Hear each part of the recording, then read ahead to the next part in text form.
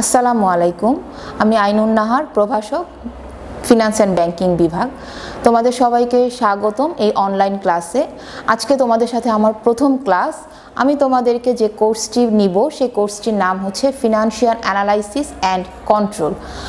আমি এই financial analysis and control থেকে একটা চ্যাপ্টার শুরু করব। সেই চ্যাপ্টারটার নাম হচ্ছে রেশিও অ্যানালাইসিস। এটা হচ্ছে চ্যাপ্টারটার বইটার নাম।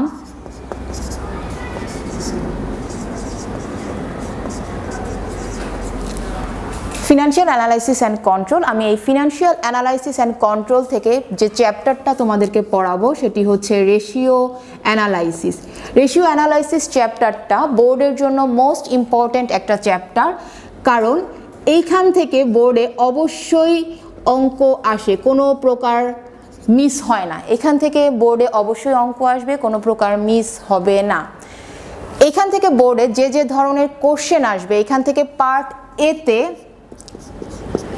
এতে 1 নম্বরের জন্য থিওরি আসবে, পার্ট বিতে থিওরি আসবে, পার্ট সিতে অবশ্যই ম্যাথ আসবে।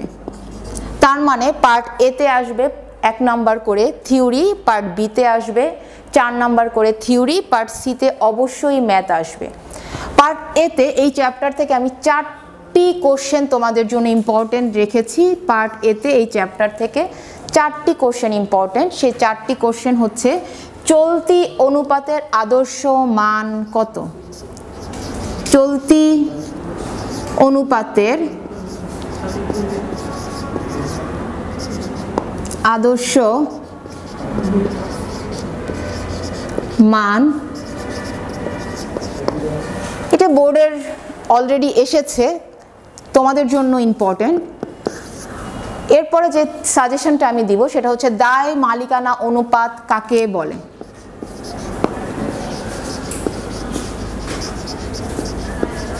দায় মালিকানা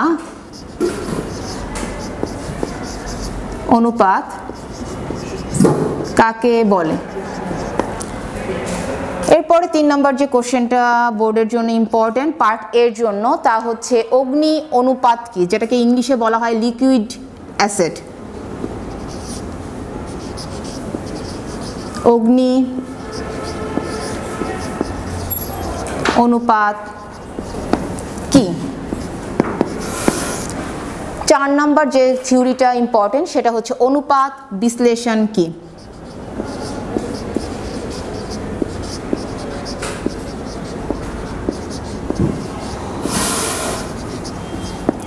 এই 4টি কোশ্চেন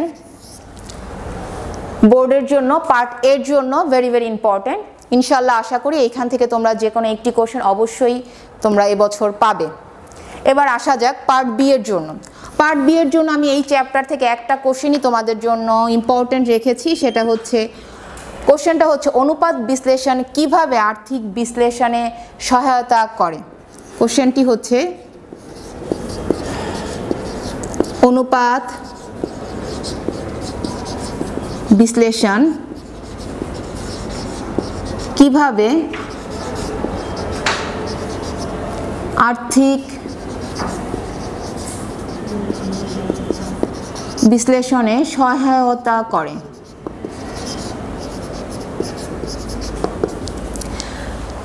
এটা হচ্ছে পার্ট এর থেকে ইম্পর্টেন্ট। আর পার্ট এ বির জন্য এই একটি কোশ্চেন পড়লে এই চ্যাপ্টার থেকে এনাফ, কারণ এই চ্যাপ্টারে পার্ট বি এর জন্য আর কোনো মোস্ট ইম্পর্টেন্ট তেমন কোনো কোশ্চেন আসলে নেই।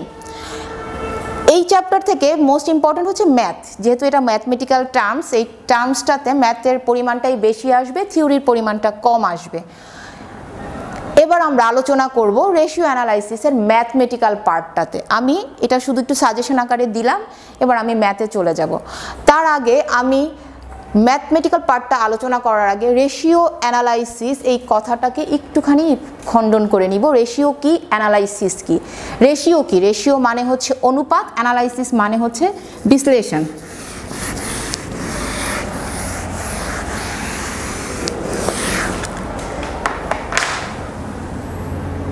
রেশিও মানে হচ্ছে অনুপাত, অ্যানালাইসিস মানে হচ্ছে বিশ্লেষণ। তার মানে রেশিও অ্যানালাইসিস মানে হচ্ছে অনুপাত বিশ্লেষণ। এবার আমরা যদি একটু ইলাবোরেটলি আলোচনা করি, একটু বিশদভাবে আলোচনা করি, অনুপাত বিশ্লেষণ বলতে কি বুঝি, অনুপাত বিশ্লেষণ কাকে বলে, অনুপাত বিশ্লেষণ কাকে বলে, বা অনুপাত বিশ্লেষণটা আমরা অ্যাকচুয়ালি কেন একটা ফার্মের জন্য করে থাকি, একটা ফার্মের জন্য কেন অনুপাত বিশ্লেষণটা করা হয়ে থাকে। আসলে অনুপাত বিশ্লেষণটা কেন করা হয়ে থাকে, অনুপাত বিশ্লেষণটা মূলত করা হয় ফার্মের তারল্য, ফার্মের আর্থিক অবস্থা, দীর্ঘমেয়াদী সম্পদ অর্জন ক্ষমতা, ব্যবস্থাপনার দক্ষতা, এই সমস্ত কার্যাবলী জানার জন্য অ্যাকচুয়ালি অনুপাত বিশ্লেষণটা করা হয়ে থাকে। তার মানে আমরা যদি বলি কেন করা হয়ে থাকে, ফার্মের তারল্য অবস্থাটা জানা যায়, ফার্মের আর দীর্ঘমেয়াদী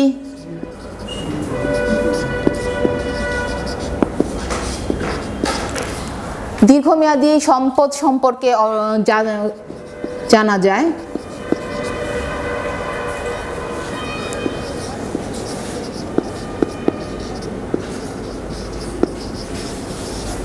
তার মানে অনুপাত বিশ্লেষণটা থেকে কি কি জানতে পারবো, একটা হচ্ছে তারল্য সম্পর্কে আমরা জানতে পারবো, দ্বিতীয় হচ্ছে দীর্ঘমেয়াদী সম্পদ অর্জন ক্ষমতা সম্পর্কে জানতে পারবো, প্রতিষ্ঠানের উপার্জন ক্ষমতা সম্পর্কে জানতে পারবো,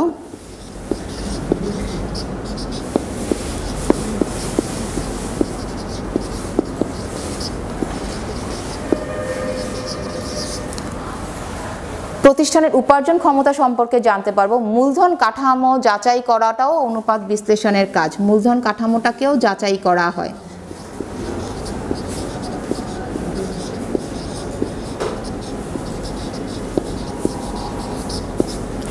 তার মানে অনুপাত বিশ্লেষণের মাধ্যমে আমরা একটি ফার্মের ওভারঅল পারফরমেন্স জানতে পারবো, ওভারঅল অ্যাক্টিভিটিসগুলি জানতে পারবো অনুপাত বিশ্লেষণের মাধ্যমে। অনুপাত বিশ্লেষণের প্রয়োজনীয়তা কেন, অনুপাত বিশ্লেষণ একটা ফার্মের জন্য কেন প্রয়োজন, সেটা সম্পর্কে যদি আমরা একটু আলোচনা করি, তার মানে সেটা আমরা বলতে পারি ইম্পর্টেন্সটা দিয়ে।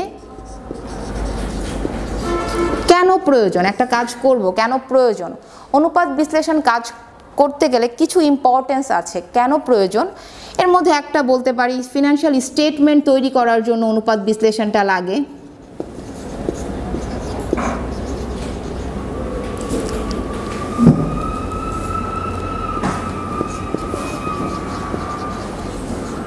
ফিনান্সিয়াল স্টেটমেন্ট তৈরি করতে গেলে অনুপাত বিশ্লেষণটা লাগে, কোম্পানির প্রফিটেবিলিটি জানতে অনুপাত বিশ্লেষণটা লাগে,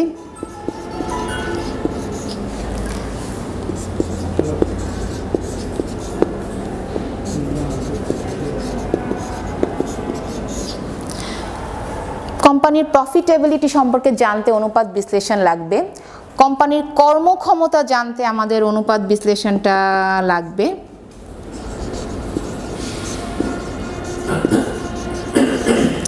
অনুপাত বিশ্লেষণের মাধ্যমে আমরা কোম্পানির বিজনেস রিস্ক অ্যান্ড ফিনান্সিয়াল রিস্কটাও জানতে পারবো।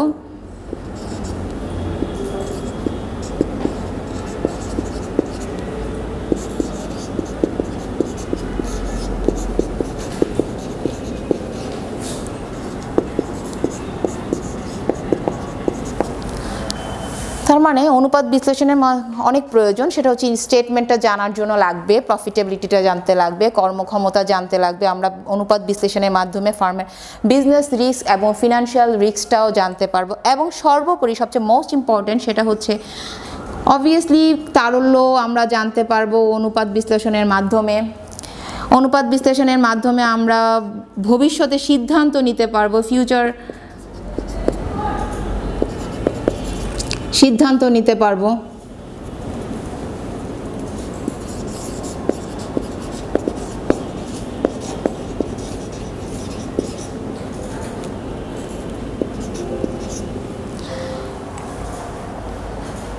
এই কয়েকটা কাজের জন্য আমার প্রয়োজন অনুপাত বিশ্লেষণ।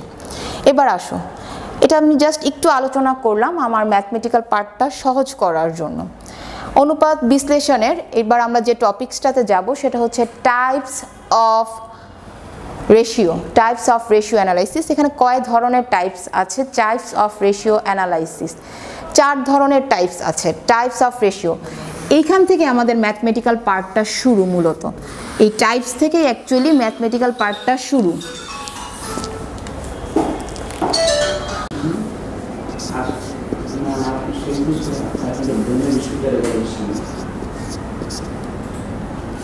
টাইপস অফ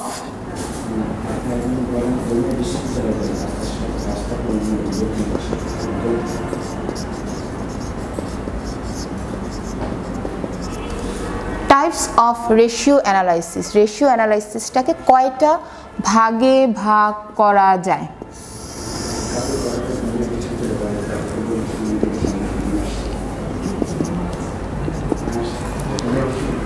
প্রথম টাইপসটা হচ্ছে লিকুইডিটি রেশিও।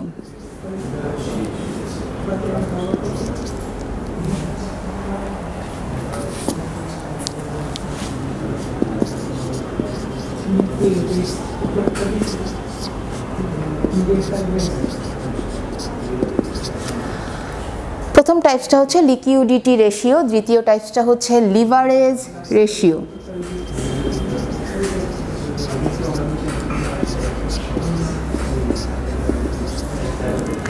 তৃতীয় টাইপসটা হচ্ছে প্রফিটেবিলিটি রেশিও।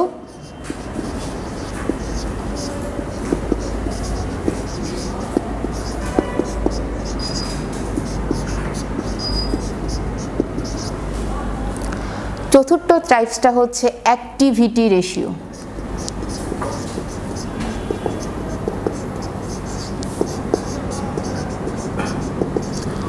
মূলত ম্যাথমেটিক্যাল পার্টগুলি এখান থেকে স্টার্ট। লিকুইডিটি রেশিওর আন্ডারে কিছু সূত্র আছে, লিভারেজ রেশিওর আন্ডারে কিছু সূত্র আছে, প্রফিটেবিলিটি রেশিওর আন্ডারে কিছু সূত্র আছে, অ্যাক্টিভিটি রেশিওর আন্ডারে কিছু সূত্র আছে। আচ্ছা, আগে একটু আসি লিকুইডিটি রেশিও কি, বা লিকুইডিটি রেশিওটা আমরা কেন করি। লিকুইডিটি রেশিওটা মূলত করা হয় স্বল্পমেয়াদী দায় পরিশোধের ক্ষমতা এবং স্বল্পমেয়াদী আর্থিক তারল্য সম্পর্কে জানার জন্য। দুইটা কারণে, একটা হচ্ছে স্বল্পমেয়াদী দায় পরিশোধের ক্ষমতা এবং স্বল্পমেয়াদী আর্থিক তারল্য সম্পর্কে জানার জন্য। তার মানে লিকুইডিটি রেশিওটা মূলত করা হয় শর্ট টার্মের বা স্বল্পমেয়াদী দায় পরিশোধের ক্ষমতা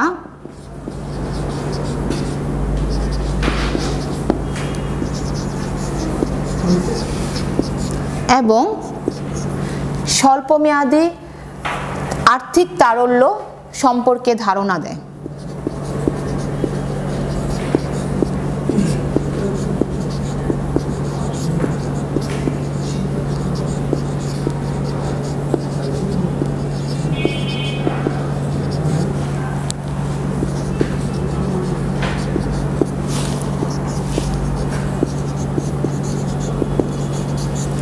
তার মানে লিকুইডিটি রেশিওটা আমরা কেন করি? মূলত করা হয় স্বল্পমেয়াদী দায় পরিশোধের ক্ষমতাটা আমার জানার জন্য এবং স্বল্পমেয়াদী আর্থিক তারল্য সম্পর্কেও ধারণা প্রকাশ করে। লিকুইডিটি রেশিওর মধ্যে দুটো সূত্র আছে, দুইটি সূত্র। একটি হচ্ছে কারেন্ট রেশিও,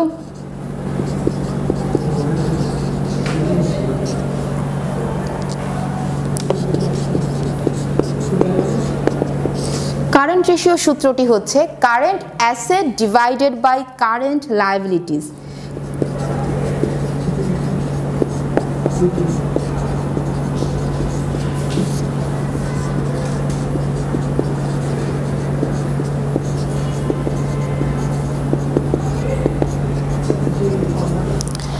কারেন্ট রেশিও সূত্রটি হচ্ছে current asset divided by current liabilities. আর আরেকটি সূত্র আছে লিকুইডিটি রেশিওর মধ্যে, সেটা হচ্ছে quick ratio.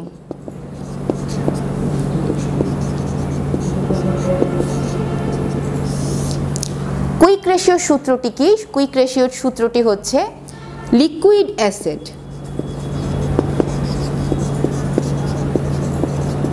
Divided by current liabilities.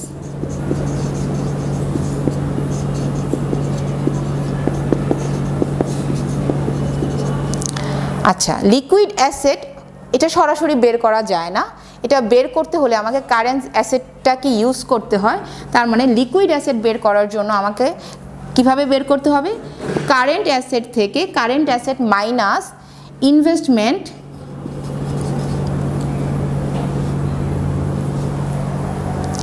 sorry, current asset minus inventories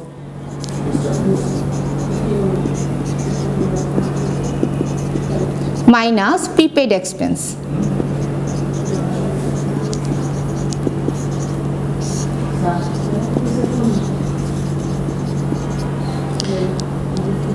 Divided by current liabilities, short করে লিখলাম। তার মানে কুইক রেশিও সূত্রটি হচ্ছে liquid asset divided by current liabilities. কিন্তু লিকুইড অ্যাসেটটা সরাসরি বের করা যায় না। লিকুইড অ্যাসেটটা বের করতে গেলে আমাকে কারেন্ট অ্যাসেট থেকে ইনভেন্টরিজ, যেটা প্রশ্নে দেয়া থাকতে পারে আবার নাও থাকতে পারে, থাকতেও পারে, ইনভেন্টরিজ মাইনাস প্রিপেড এক্সপেন্স, এই দুটো জিনিস যদি আমি বাদ দেই তাহলে আমি লিকুইড অ্যাসেটটা পাচ্ছি।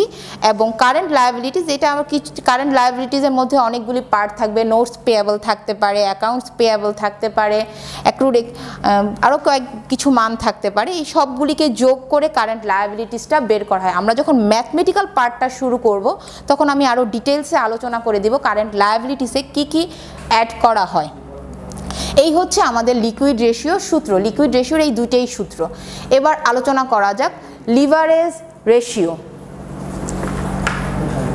এটা হচ্ছে এতটুকু পর্যন্ত হচ্ছে লিকুইড রেশিও সূত্র। এবার আলোচনা করা যাক লিভারেজ রেশিও সূত্র। লিভারেজ রেশিওটা কি? লিভারেজ রেশিওটা হচ্ছে কোম্পানির, মূলত লিভারেজ রেশিওটা করা হয় কোম্পানির দায় পরিশোধের ক্ষমতাটা পরিমাপ করার জন্য। লিভারেজ রেশিওটার মাধ্যমে আমরা জানতে পারবো কোম্পানির লং টার্ম ঋণ পরিশোধ করার ক্ষমতা। তার মানে কোম্পানির দায় পরিশোধের ক্ষমতা জানা যায়। কোন ধরনের দায়? এখানে লং টার্ম দায়। কোম্পানির লং টার্ম দায় পরিশোধের ক্ষমতা জানা যায়। কার মাধ্যমে জানা যায়? লিভারেজ রেশিওর মাধ্যমে জানা যায়। লিভারেজ রেশিওর মাধ্যমে অনেকগুলি সূত্র আছে, প্রায় 4-5টা সূত্র আছে। এর মধ্যে বোর্ডে হয়তো 2-3টা সূত্র অবশ্যই আসে। লিভারেজ রেশিওর প্রথম সূত্রটা হচ্ছে ডেপ্ট রেশিও।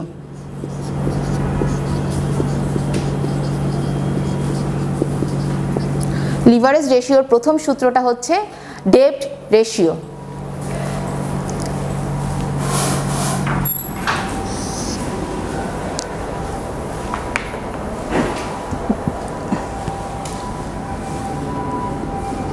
সূত্রটা হচ্ছে current liabilities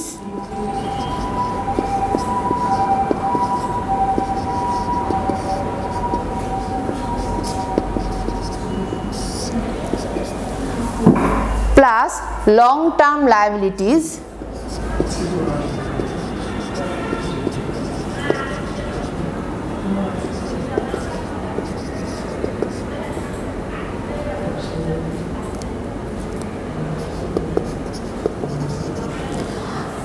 divided by total asset.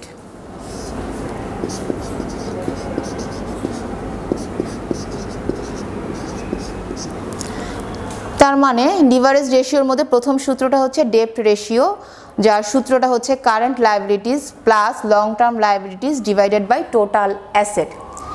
এরপরে হচ্ছে 2 নাম্বার সূত্র ডেপ্ট equity ratio.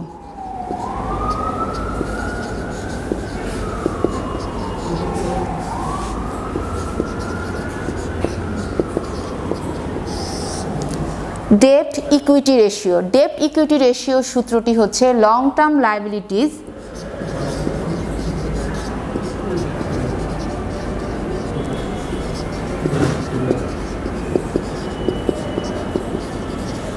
Divided by shareholders equity.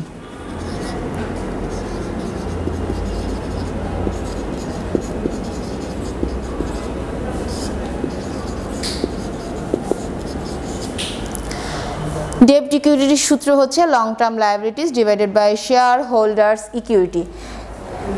3 নাম্বার সূত্র হচ্ছে proprietary ratio.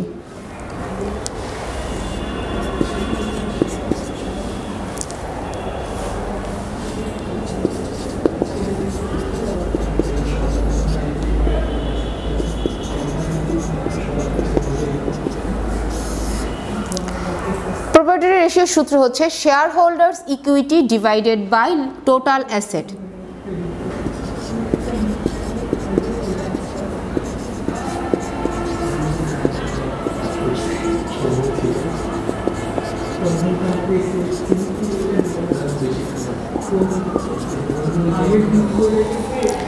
Total asset.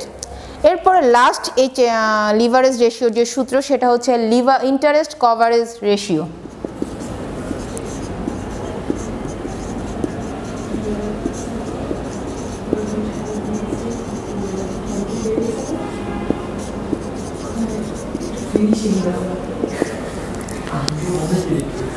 Interest coverage ratio, interest coverage ratio সূত্রটা হচ্ছে EBIT divided by interest.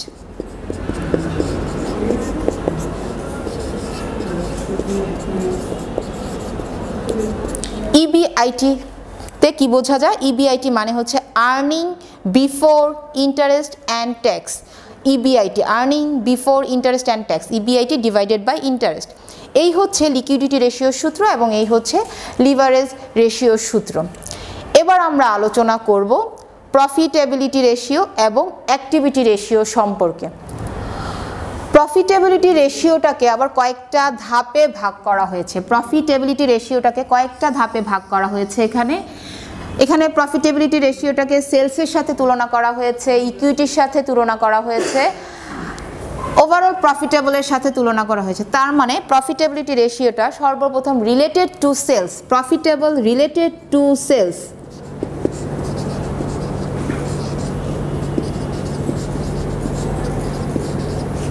Profitable related to sales, তার মানে সেলসের সাথে রিলেটেড। দুই নাম্বারটা হচ্ছে profitable related to equity share.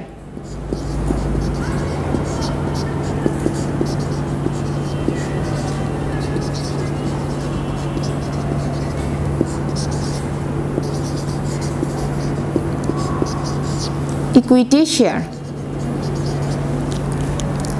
profitable related to sales, profitable related to equity share, overall profitability,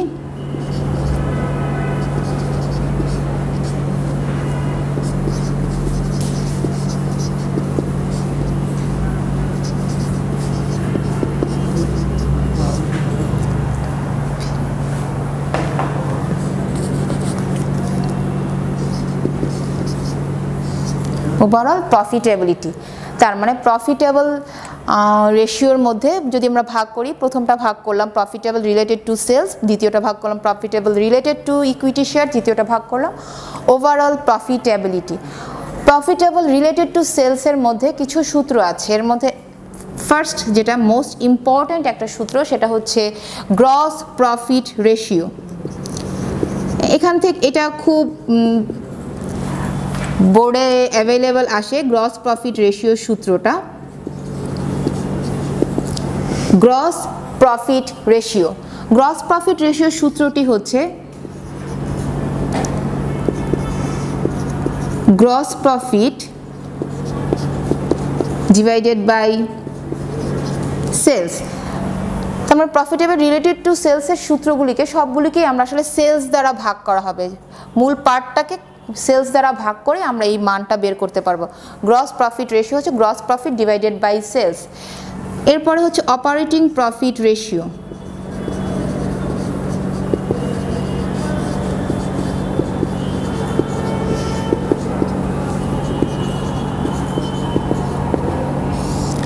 operating profit ratio সূত্রের মূল পার্টটাকে অবশ্যই সেলস, যেহেতু রিলেটেড টু সেলস তার মানে অবশ্যই সেলস দ্বারা ভাগ করতে হবে।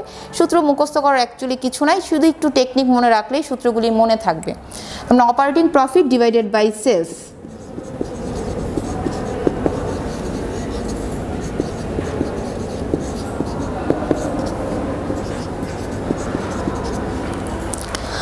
তৃতীয় হচ্ছে অ্যাডমিনিস্ট্রেটিভ এক্সপেন্স রেশিও।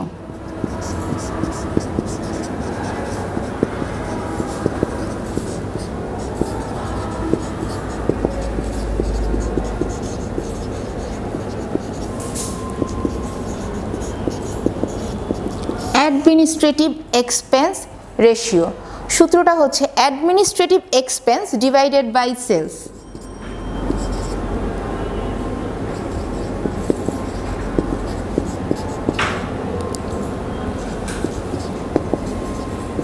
শর্ট করে লিখলাম administrative expense divided by sales, EXP দিয়ে এক্সপেন্সটাকে বোঝানো হচ্ছে। 4 নম্বর সূত্রটা হচ্ছে নেট প্রফিট রেশিও।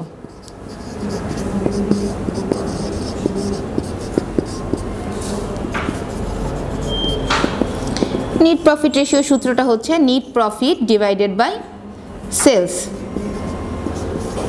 এটাকে অনেকে ইএটি দ্বারাও প্রকাশ করে, নেট প্রফিটটা না লিখে ইএটি দ্বারাও লিখে, ইএটি ডিভাইডেড বাই সেলস। এরপর হচ্ছে selling expense ratio.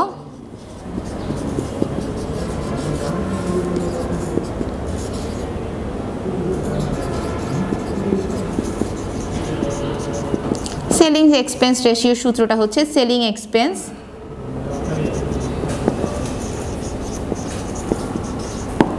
Divided by sales.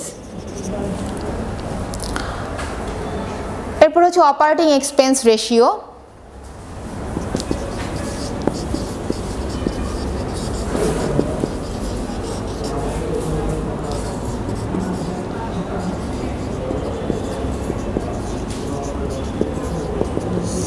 সূত্রটি হচ্ছে operating expense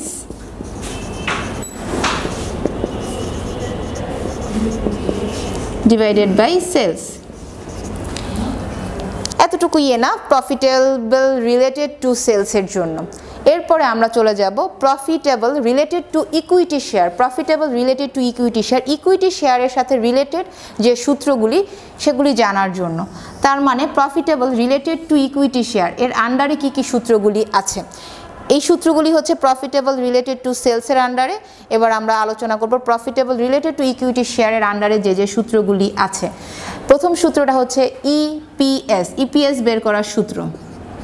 earning per share সূত্রটা কি EAT divided by N, N মানে হচ্ছে নাম্বার অফ শেয়ার, ইপিএস মানে আর্নিং পার শেয়ার, ইএটি মানে হচ্ছে earning after tax divided by N মানে হচ্ছে নাম্বার অফ শেয়ার। 2 নম্বর হচ্ছে আর্নিংস ইল্ড।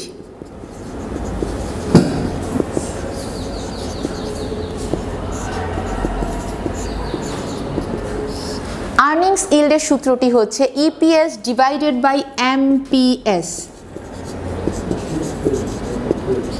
ইপিএস মানে হচ্ছে আর্নিং পার শেয়ার, এমপিএস মানে হচ্ছে market price per share, MPS মানে হচ্ছে মার্কেট প্রাইস পার শেয়ার। এরপরে সূত্রটি হচ্ছে dividend yield.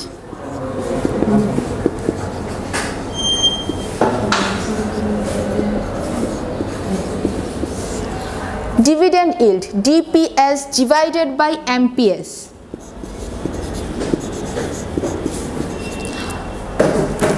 DPS divided by MPS, DPS মানে dividend per share divided by market price per share. এরপরে সূত্র হচ্ছে dividend pay out ratio.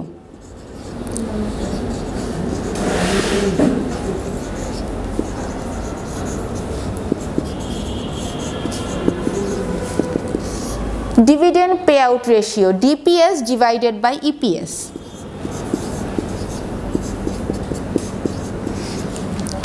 DPS মানে হচ্ছে ডিভিডেন্ড পার শেয়ার, ইপিএস মানে হচ্ছে আর্নিং প্রাইস পার শেয়ার। এরপরে লাস্ট যে সূত্র সেটা হচ্ছে প্রাইস আর্নিংস রেশিও। এই সূত্রটি বোর্ডে খুব অ্যাভেলেবল আসে, প্রাইস আর্নিংস রেশিও। এটা দিয়ে বোর্ডে খুব বেশি প্রশ্ন, খুব কমন বোর্ডের কোশ্চেনগুলি ঘাটলে এটাতে পাওয়া যাবে। এই সূত্রটা অনেক অ্যাভেলেবল আসে, price earning ratio. Price earning ratio সূত্রটা হচ্ছে MPS divided by EPS, MPS divided by EPS. এই হচ্ছে প্রফিটেবল রিলেটেড টু ইকুইটি শেয়ারের সাথে যে রিলেটেড সূত্রগুলি আছে এগুলি। আর ওভারঅল প্রফিটেবল সূত্রের মধ্যে একটাই সূত্র আছে, সেটা হচ্ছে আরওআই। আরওআই মানে হচ্ছে রিটার্ন অন ইকুইটি। আর মানে হচ্ছে রিটার্ন, ওতে হচ্ছে অন, আইতে হচ্ছে ইনভেস্টমেন্ট অথবা return on investment. Return on ইনভেস্টমেন্টের সূত্রটা হচ্ছে EAT divided by investment.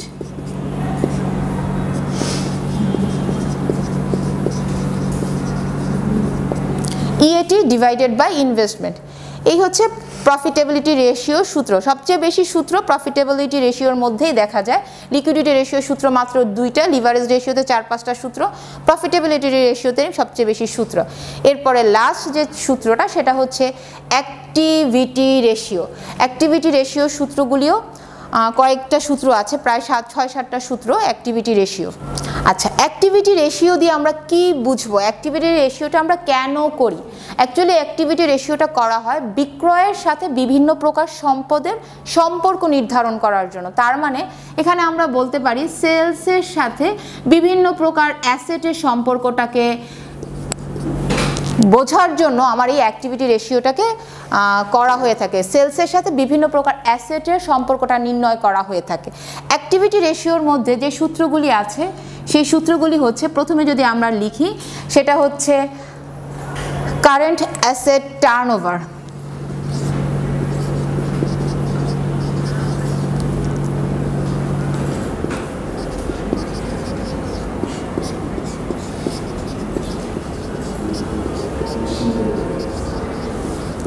Current asset turnover, এটা হচ্ছে প্রথম সূত্র, current asset turnover.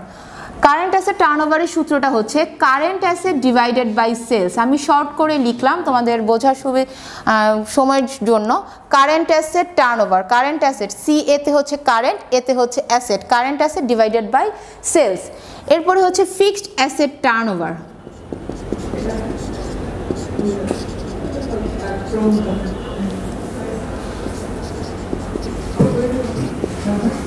Fixed asset turnover. Fixed asset short ফর্মে লিখলাম fixed asset divided by sales, fixed asset turnover, fixed asset divided by sales. এরপর হচ্ছে টোটাল অ্যাসেট টার্নওভার,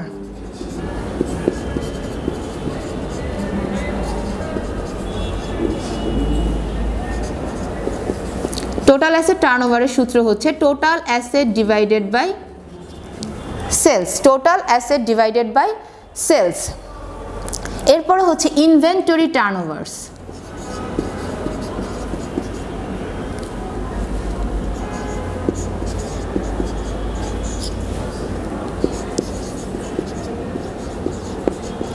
ইনভেন্টরি টার্নওভারের সূত্রটা হচ্ছে সিওজিএস। সিওজিএস দিয়ে আমরা বুঝি cost of goods sold, COGS দিয়ে আমরা বুঝি cost of goods sold divided by inventories.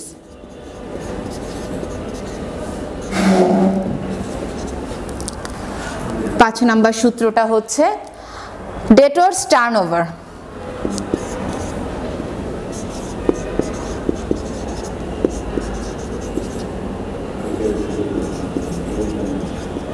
Debtors turnover সূত্রটা হচ্ছে সেলস ডিভাইডেড বাই ডেটর্স।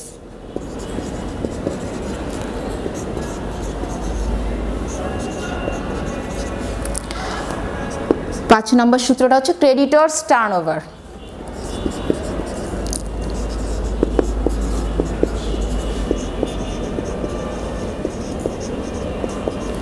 সূত্রটা হচ্ছে sales divided by creditors.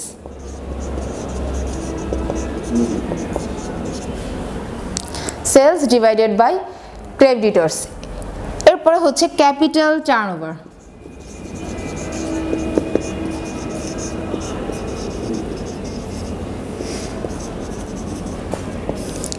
Capital টার্নওভারের সূত্রটা হচ্ছে sales divided by capital.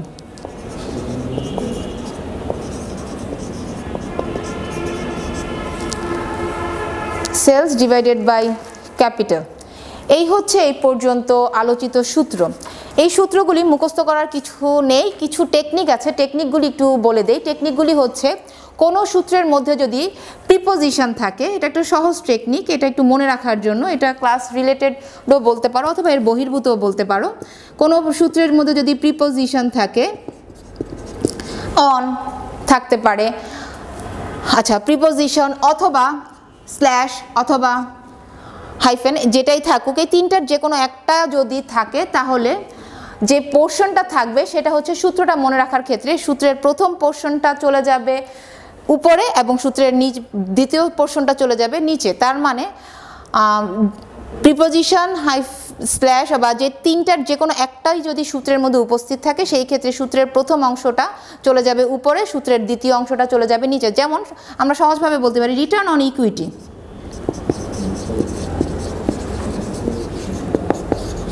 Return on equity তার মানে এটা প্রিপোজিশন, রিটার্নটা চলে যাবে উপরে, ইকুইটিটা চলে আসবে নিচে। তার মানে এটা হচ্ছে সূত্রটাকে মনে রাখার কিছু শর্টকাট টেকনিক, কারণ এখানে এত সূত্র রেশিও চ্যাপ্টারে তোমরা এগুলি মুখস্থ করে আসলে খুব একটা মনে রাখা যায় না। এরপরে আরও ছোট ছোট কিছু টেকনিক আছে, আমি যখন অঙ্কটা স্টার্ট করব তখন আমি অঙ্কটার সাথে সাথে করে তোমাদেরকে বুঝিয়ে দিব যে কোন কোন টেকনিক দিয়ে আমরা আসলে সূত্রগুলিকে অ্যাপ্লাই করতে পারি যাতে করে তোমাদের জন্য বোধগম্য হয়। আমরা এখন স্টার্ট করব একটা ম্যাথ। আচ্ছা, আমরা যে অঙ্কটা নিয়ে আলোচনা করব এই অঙ্কটা 2014 সালে বোর্ডে এসেছিল এবং এটা 2014 সালে অনার্স থার্ড ইয়ারে এসেছে এবং 2012 সালে অনার্স ফার্স্ট ইয়ারে এসেছে, কারণ অনার্স ফার্স্ট ইয়ারের কোর্সটা তখন এই চ্যাপ্টারটা অনার্স ফার্স্ট ইয়ারে ইনক্লুডিং ছিল। পরে এই চ্যাপ্টারটা অনার্স ফার্স্ট ইয়ার থেকে বাদ হয়ে যায় এবং এটা অন্য থার্ড ইয়ারের সাথে অ্যাড হয়ে যায়। এটা অনার্স থার্ড ইয়ারে পরে 2014 সালে এসেছে, অঙ্কটা 2 বছর এসেছে বোর্ডে। কোশ্চেনটা হচ্ছে এবিসি লিমিটেড, ব্যালেন্স শিট দেওয়া আছে ডিসেম্বর 31 2012 সালের। অ্যাসেট পার্ট দেওয়া আছে, লায়াবিলিটিস পার্ট দেওয়া আছে। অ্যাসেট পার্টের মধ্যে inventory, accounts receivable, cash at bank, fixed asset, এই 4টা রিকোয়ারমেন্ট দেওয়া আছে। এবং লায়াবিলিটিস পার্টের মধ্যে common stock, long term debt, accounts payable, এই 3টা পার্ট দেওয়া আছে। এবং আর সাথে আরও কিছু পার্ট কথা বলা আছে, সেটা হচ্ছে গ্রস প্রফিট 75,000 টাকা। এখানে গ্রস প্রফিটের কথা 75,000 টাকার কথা বলা আছে, হুইচ ইজ 20% অফ সেলস, যা কিনা সেলসের 20%। অর্থাৎ আমার সেলস যদি 100% হয় তাহলে তার 20% হচ্ছে গ্রস প্রফিট রেশিও। এখানে গ্রস প্রফিট রেশিওটার কথা বলা আছে 20%, আর গ্রস প্রফিটটা হচ্ছে 75,000 টাকা, কিন্তু এখানে সেলসের কোনো মান দেয়া নেই। ক্যালকুলেট, এই অঙ্কটা থেকে কি কি বের করতে হবে, ক্যালকুলেট করতে হবে। প্রথমে হচ্ছে ইনভেন্টরি টার্নওভার রেশিও, দ্বিতীয় হচ্ছে ক্যাপিটাল টার্নওভার রেশিও, তৃতীয় হচ্ছে ফিক্সড অ্যাসেট টার্নওভার রেশিও, চতুর্থ হচ্ছে অ্যাভারেজ কালেকশন পিরিয়ড, পঞ্চম হচ্ছে কুইক রেশিও। তার মানে এই 5টা মান এখানে বের করতে হবে। তার মানে রেশিও চ্যাপ্টারের মধ্যে, রেশিওর অঙ্কগুলির মধ্যে সবচেয়ে সুবিধা হচ্ছে কি কি বের করতে হবে তা ডিরেক্টলি কোশ্চেনে বলা থাকবে। আচ্ছা, এবার আমরা অঙ্কটা স্টার্ট করতে পারি। অঙ্কটা স্টার্ট করতে গেলে আমরা যদি প্রথমে ইনভেন্টরি টার্নওভার রেশিও বের করতে যাই বা ক্যাপিটাল টার্নওভার রেশিও বের করতে চাই অথবা ফিক্সড অ্যাসেট টার্নওভার রেশিও বের করতে চাই, যেটাই আমরা এই 3টার যেটাই আমরা বের করতে চাই না কেন সেজন্য আমাদেরকে সেলসের মানটা লাগবে, কিন্তু এই অঙ্কটার মধ্যে সেলসের মানটা দেয়া নেই। তার মানে এই অঙ্কটা যখন আমার করতে হবে তার মানে প্রথমে আমাকে ওয়ার্কিংসের মাধ্যমে সেলসের মানটা আমাকে বের করে নিতে হবে। যেহেতু এই অঙ্কটাতে সেলসের মানটা দেয়া নেই কিন্তু গ্রস প্রফিটের মানটা এখানে ডিরেক্টলি বলা আছে 75,000 টাকা। এবং আরেকটা কথা বলা আছে, গ্রস প্রফিট মার্জিনের কথা বলা আছে, সেটা 20%। কার 20%? সেলসের 20% কথাটা বলা আছে। তার মানে আমরা যদি গ্রস প্রফিট মার্জিনের সূত্রে বসাই সেইখান থেকে আমরা খুব সহজেই সেলসের মানটা বের করতে পারবো। তাহলে গ্রস প্রফিট মার্জিনের সূত্রটা কি? Gross profit divided by sales. Gross profit এখানে মার্জিনের মানটা কত দেওয়া আছে? মানটা দেওয়া আছে 20%। এটাতে যদি আমরা দশমিক মানে ভাঙাই তাহলে কত আসবে? 0.20। গ্রস প্রফিটের মানটা দেওয়া আছে 75,000 টাকা, সেলসের মানটা আমাকে তাহলে ইজিলি আমরা এখান থেকে বের করতে পারবো। তাহলে সেলসের মানটা কত আসে? সেলসের মানটা আসে 3,75,000 টাকা। আচ্ছা, এটা আমার ওয়ার্কিংসের মাধ্যমে আমরা সেলসের মানটা বের করে নিয়েছি। এখন আমরা খুব সহজেই এই মানগুলি বের করতে পারবো। প্রথমে আমরা তাহলে এই ওয়ার্কিং 1 নম্বর ক্যালকুলেশনটাতে চলে যাই। প্রথমে আমাদের কি চেয়েছিল? Inventory turnover ratio. এখন আমাদের ইনভেন্টরি টার্নওভার রেশিও সূত্রটা কি? ইনভেন্টরি টার্নওভার রেশিও সূত্রটা আমরা জানি COGS। COGS মানে হচ্ছে cost of goods sold divided by inventory. Cost of goods sold divided by inventory. আচ্ছা, কস্ট অফ গুডস সোল্ড আমার এই অঙ্কটার মধ্যে কোথাও দেয়া নাই, কিন্তু সেলসের মানও দেয়া আছে, আমার গ্রস প্রফিটের মানও দেয়া আছে। তার মানে সেলস আমরা মাত্র বের করলাম এবং গ্রস প্রফিটের মানটা আমার দেয়া আছে। এখন সেলসের মানটা আমার কত আসলো, তাহলে আমরা সিওজিএসটা আমরা কিভাবে বের করতে পারবো? সেলস থেকে যদি আমরা গ্রস প্রফিটটা মাইনাস করি তাহলে আমরা ইজিলি সিওজিএস এর মানটা আমাদের বের হয়ে যায়। তাহলে সেলসের মানটা আসছে 3,75,000 টাকা, গ্রস প্রফিটের মানটা আসছে 75,000 টাকা। তাহলে আমাদের ইনভেন্টরি টার্নওভার রেশিওটা আসলো কত? 7.06 টাইমস। ইনভেন্টরি টার্নওভার রেশিওর মানটা সবসময় টাইমসে আসবে, সবসময় কিসে আসবে? টাইমসে আসবে। তার মানে ইনভেন্টরি টার্নওভার রেশিওর মানটা আসছে 7.06 টাইমস। এবার আসি আমরা সেকেন্ড ক্যালকুলেশনে। সেকেন্ড কি চেয়েছিল? Capital turnover ratio. Capital turnover ratio সূত্রটা কি? ক্যাপিটাল টার্নওভার রেশিও সূত্রটা হচ্ছে sales divided by capital. Sales divided by capital. সেলসের মান অলরেডি আমরা বের করে ফেলেছি কত? 3,75,000 টাকা। ক্যাপিটাল, ক্যাপিটাল বলতে এখানে বোঝানো হচ্ছে কমন স্টক হোল্ডার্সের যে টাকাটা সেটাকে বোঝানো হচ্ছে ক্যাপিটাল, তার মানে মালিকানা মূলধন। এখানে কমন স্টক ক্যাপিটালের টাকা কত টাকা? 80,000 টাকা। তার মানে মালিকানা মূলধনটা আমার এখানে কত? 80,000 টাকা। এখানে যদি রিটেইনড আর্নিংস থাকতো তাহলে সেটা আমার এটার সাথে যোগ হয়ে যেত। যেহেতু এই অঙ্কে রিটেইনড আর্নিংস নেই তাহলে এখানে আর রিটেইনড আর্নিংসটা আসবে না, শুধুমাত্র কমন স্টক হোল্ডার্সের মানটাই আসবে। কমন স্টক হোল্ডার্সের মানটা হচ্ছে 80,000 টাকা। তাহলে আসলো কত? 3,75,000কে যদি আমরা 80,000 দ্বারা ভাগ করি তাহলে মানটা বের হয় 4.06 টাইমস। এই মানটাও, টার্নওভারের এই মানটাও আমাদের টাইমসে আসবে। তার মানে টার্নওভারের মানগুলি আমাদের কিসে আসবে? টাইমসে আসবে। এরপরে 3 নম্বর ক্যালকুলেশনে চলে যায়। 3 নম্বরটা কি চেয়েছিল? Fixed asset turnover ratio. Fixed asset turnover ratio সূত্রটা হচ্ছে ফিক্সড অ্যাসেট টার্নওভার সূত্র হচ্ছে sales divided by fixed asset. Sales কত ছিল? 3,75,000 টাকা। ফিক্সড অ্যাসেট, কোশ্চেনের মধ্যে ফিক্সড অ্যাসেট সরাসরি বলা আছে কত টাকা? 60,000 টাকা। তাহলে ফিক্সড অ্যাসেট কোশ্চেনের মধ্যে বলা আছে 60,000, তাহলে আমরা মান বসালাম কত? 60,000। তাহলে 3,75,000কে যদি আমরা 60,000 দ্বারা ভাগ করি তাহলে কত পাওয়া যাবে? 6.25 টাইমস। তার মানে টার্নওভারের প্রত্যেকটা মানই টাইমসে আসবে। এই 3টা হলো টার্নওভারে, এই জন্য 3টাই আমাকে টাইমসে প্রকাশ করা হয়েছে। এবার আমরা 4 নম্বরে চলে যাই। 4 নম্বর ক্যালকুলেশনটা চেয়েছিল average collection period. Average collection পিরিয়ডের সূত্রটা হচ্ছে accounts receivable divided by average daily sales. Accounts receivable divided by average daily sales. কোশ্চেনে একটু খেয়াল করো, অ্যাকাউন্টস রিসিভেবল কোশ্চেনে 50,000 টাকার কথা ডিরেক্টলি বলা আছে। তার মানে অ্যাকাউন্টস রিসিভেবল আমি কোশ্চেন থেকেই পাচ্ছি কত টাকা? 50,000 টাকা। কিন্তু অ্যাভারেজ ডেইলি সেলস এই কথাটা কোশ্চেনে আমার বলা নেই। তার মানে এটা আমরা কোথা থেকে পাবো? এই যে আমার সেলসের কথা বলা আছে, এটা হচ্ছে ইয়ারলি সেলসের কথা বলা আছে। এক বছরে সে বিক্রি করতেছে 3,75,000 টাকা, কিন্তু আমার লাগবে হচ্ছে প্রত্যেক দিনের বিক্রয়টা। তাহলে প্রত্যেক দিনের ডেইলি সেলসটা, তাহলে আমরা যদি 360 দ্বারা ভাগ করি তাহলে পাওয়া যাচ্ছে অ্যাভারেজ ডেইলি সেলসটা আমরা পেয়ে যাচ্ছি। তার মানে 3,75,000কে আমরা যদি 360 দিয়ে ভাগ করি তাহলে আমরা প্রত্যেক দিনের বিক্রয়টা পেয়ে যাচ্ছি। তাহলে আমরা মানটা টোটাল কত আসলো? 48 ডেজ অ্যাভারেজ কালেকশন পিরিয়ড। আমি যদি বাকিতে বিক্রয় করতে থাকি সেই টাকাটা কালেকশন করতে আমার সময় পাচ্ছি কতদিন? 48 ডেজ। কালেকশন পিরিয়ডগুলি সবসময় ডেইজে আসবে। অ্যাকাউন্টস পেয়াবল কালেকশন পিরিয়ড হোক, অ্যাকাউন্ট অ্যাভারেজ কালেকশন পিরিয়ডে সবগুলি ডেইজের রেজাল্ট আসবে। এরপরে লাস্ট যে ক্যালকুলেশনটা সেটা হচ্ছে কুইক রেশিও। কুইক রেশিওটা হচ্ছে এটা আমাদের একদম ফার্স্ট যে লিকুইডিটি রেশিওর মধ্যে যে 2টা সূত্র ছিল, কারেন্ট রেশিও এবং কুইক রেশিও, এটা হচ্ছে সেই সূত্রটা কুইক রেশিও। কুইক রেশিওর সূত্রটা হচ্ছে liquid asset divided by current liabilities. Liquid asset divided by current liabilities. Liquid asset কোশ্চেনে কখনোই দেয়া থাকবে না। লিকুইড অ্যাসেট দেয়া থাকবে না। লিকুইড অ্যাসেট বের করার সূত্র হচ্ছে কারেন্ট অ্যাসেট থেকে ইনভেন্টরি, যদি প্রশ্নে থাকে ইনভেন্টরি মাইনাস হবে, যদি প্রশ্নে প্রিপেইড এক্সপেন্স থাকে তাহলে প্রিপেইড এক্সপেন্স মাইনাস হবে। এই অঙ্কটার মধ্যে প্রিপেইড এক্সপেন্স ছিল না বিধায় আমি প্রিপেইড এক্সপেন্সটাকে মাইনাস করি নাই, কিন্তু প্রিপেইড এক্সপেন্স থাকলে প্রিপেইড এক্সপেন্সটাকেও মাইনাস করতে হবে। তাহলে লিকুইড অ্যাসেটটা আমরা কিভাবে বের করব? কারেন্ট অ্যাসেট মাইনাস ইনভেন্টরি, যেহেতু অঙ্কে ইনভেন্টরিটা দেয়া আছে। আচ্ছা, কারেন্ট অ্যাসেট এখানে তো অনেকগুলি মান আছে। এখানে এখন আমরা কিভাবে বুঝবো কোনগুলি current asset? Inventory current asset, accounts receivable current asset, ক্যাশটাও কারেন্ট অ্যাসেট, এটা হচ্ছে ফিক্সড অ্যাসেট। তার মানে এই তিনটাকে একত্রে যোগ করলে, আমি একটু নিচে ছোট্ট করে দেখিয়ে দিয়েছি কারেন্ট অ্যাসেট কোনগুলি। কারেন্ট অ্যাসেট হচ্ছে ইনভেন্টরি, অ্যাকাউন্টস রিসিভেবল, ক্যাশ, এই তিনটাকে একত্রে যোগ করলে আমরা মানটা পাচ্ছি কত? 1,10,000 টাকা। তাহলে আমাদের কারেন্ট অ্যাসেট বের হলো কত টাকা? 1,10,000 টাকা। ইনভেন্টরির মানটা আমার প্রশ্নে দেওয়া ছিল কত টাকা? 42,500। এটাকে যদি আমরা মাইনাস করি, কারেন্ট লায়াবিলিটিস, এখানে কারেন্ট লায়াবিলিটিসের মধ্যে শুধু একটা মানই দেওয়া আছে, সেটা হচ্ছে অ্যাকাউন্টস পেয়েবল। নোটস পেয়েবল থাকলে নোটস পেয়েবলও যোগ হতো, যেহেতু এখানে আর কোনো মান দেয়া নাই, শুধুমাত্র অ্যাকাউন্টস পেয়েবল দেওয়া আছে।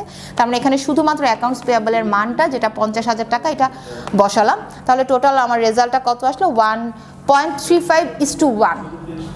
এই হচ্ছে আমাদের আজকের অঙ্কটা। আশা করি তোমরা অঙ্কটা বুঝতে পেরেছো।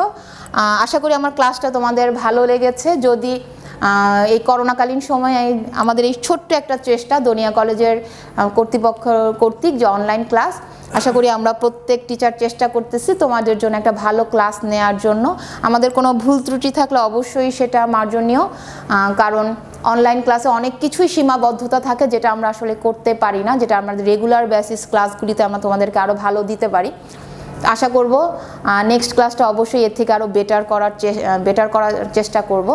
এবং তোমরা সবাই ভালো থাকবে। এই করোনাকালীন সময়ে সবাই ঘরে নিরাপদে থাকবে এবং সামাজিক দূরত্ব বজায় রেখে অবশ্যই চলাফেরা করবে। আল্লাহ হাফেজ।